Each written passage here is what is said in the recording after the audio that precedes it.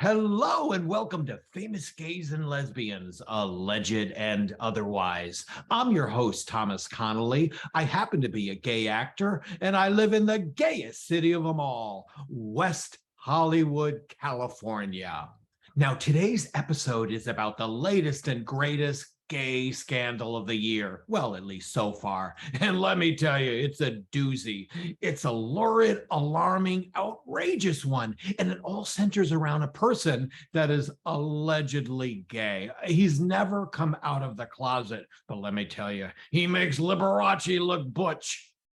Now, I'll reveal his name in a moment, but this whole situation harkens back to the 1970s when we had a host of flamboyant actors. Flamboyant was the code word for gay back then. Yeah, I'm referring to the hilarious Paul Lynde, the hysterical Charles Nelson Riley, and the bizarro Rip Taylor, with all that confetti.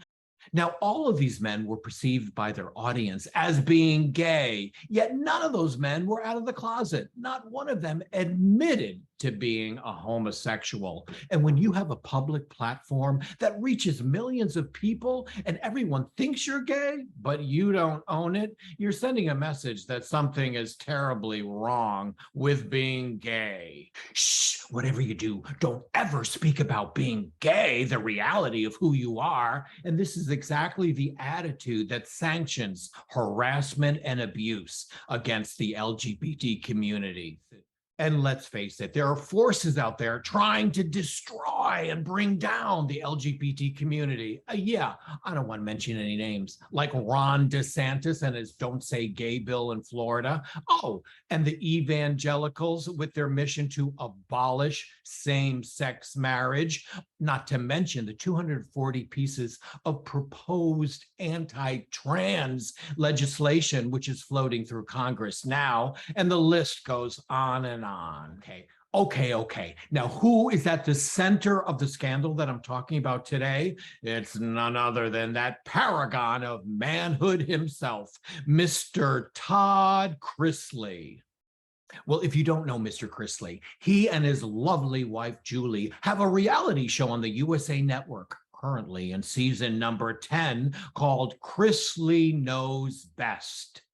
They're actually making beaucoup bucks right now because it's in reruns on the E! Channel and on Bravo. But apparently that wasn't enough for Mr. Chrisley, because this week, okay, this is the dirt, he was found guilty of 12 counts of bank fraud and tax evasion. I don't want to go out on a limb here, but it might be a little hard to do those delicate frost and tip highlights on Mr. Chrisley's hair in the state penitentiary. They both face up to 30 years in prison. Now, the reason that they were found guilty on all these counts of bank fraud and tax evasion was based on the evidence of Mr. Chrisley's former jilted lover, Mr. Mark Braddock. Now, Mr. Braddock was given immunity for his testimony, and boy, did he let his freak flag fly. Mr. Braddock revealed that he had a tumultuous, volatile, explosive, year-long gay affair with Mr. Chrisley while they both were married to their respective wives. Oh, incidentally, they both claimed to be devout Christians. Now, because Mr. Braddock had immunity from prosecution, he actually revealed that he not only witnessed Todd Chrisley committing these crimes, he, Mr. Braddock, actually participated in some of these crimes himself. Well, their highly charged sexual tempestuous relationship came to an end when Todd Chrisley abruptly threw Mr. Braddock out of the office one day and threatened to call the police on him. Well, Mr. Braddock, like many a scorned queen, did not go quietly into the night. Oh, no, he went to the FBI instead. Well, I guess the lesson here is never underestimate the wrath of a former jilted lover, especially when they have the receipts. And boy, did he have the receipts. Okay, in a nutshell, this is what Todd Chrisley did.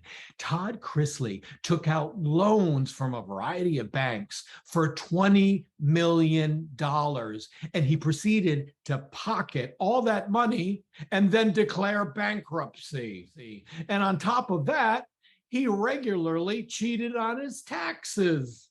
Now, I have to say allegedly, but the jury did find him and his lovely wife, Julie, guilty of 12 counts of bank fraud and tax evasion. The lovely Julie Chrisley did claim total ignorance, but that never works. Just ask Teresa Giudice. Now, like I said, they are both facing up to 30 years in prison.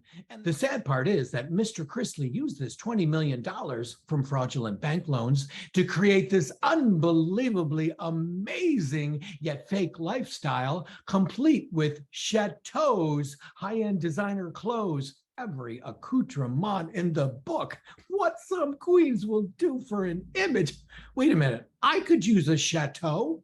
This is Thomas Connolly for Famous Gays and Lesbians, Alleged and Otherwise. Hey, if you like this program, could you please like and subscribe? That would really help to sustain our show. Until next time, bye-bye.